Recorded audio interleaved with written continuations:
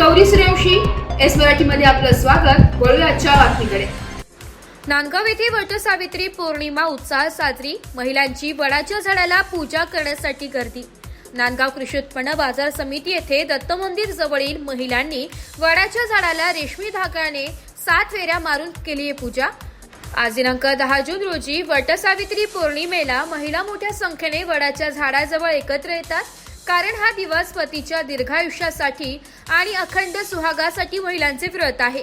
वटपौर्णिमेला महिला वडाच्या झाडाची पूजा करतात, प्रदक्षिणा घालतात आणि आपल्या पतीच्या दीर्घायुष्यासाठी प्रार्थना करतात। या दिवशी महिला वडाच्या झाडाला रेशमी धागा आणि विविध पूजेच्या वस्तू अर्पण करतात। या व्रताला विशेष महत्त्व आहे, कारण वटसावित्रीची कथा पतीच्या प्रेमाची आणि पत्नीच्या निष्ठेची साक्ष देणारी आहे।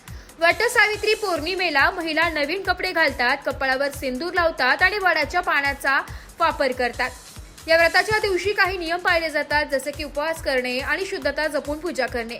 अविवाहित महिला देखील चांगल्या पतीसाठी आशीर्वाद घेण्यासाठी वटपौर्णिमेचे व्रत ठेवू शकतात। वटसावित्री पौर्णिमेला अनेक ठिकाणी महिला वडाच्या झाडाजवळ एकत्र येऊन धार्मिक कार्यक्रम करतात। या व्रतामुळे महिलांच्या मनात पतीबद्दल प्रेम आणि आदर वाढतो, तसेच त्यांच्या वैवाहिक जीवनात सुख आणि समृद्धी येते, अशी माहिती आज वटसावित्री पौर्णिमा निमित्त आमच्या एस मराठी न्यूज प्रतिनिधीशी बोलताना महिलांनी दिली आहे। दिसता बोला। नमस्कार। आज वटसावित्री पौर्णिमा। वटसावित्री पौर्णिमेच्या दिवशी सर्व सुवासिनी एकत्र येतात आणि या वटवृक्षाची पूजा करतात।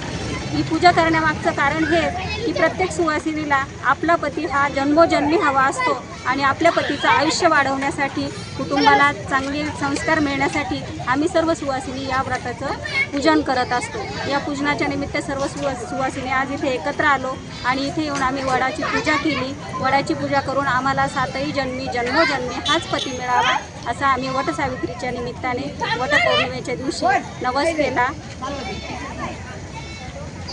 एस मराठी न्यूज साठी जिल्हा प्रतिनिधी विजय बडोदे, नांदगाव। अशाच नवीन ताज्या घडामोडी जाणून घेण्यासाठी आमच्या एस मराठी न्यूज चॅनलला लाईक करा, शेअर करा, सबस्क्राईब करा आणि बेल आयकॉनला क्लिक करायला विसरू नका।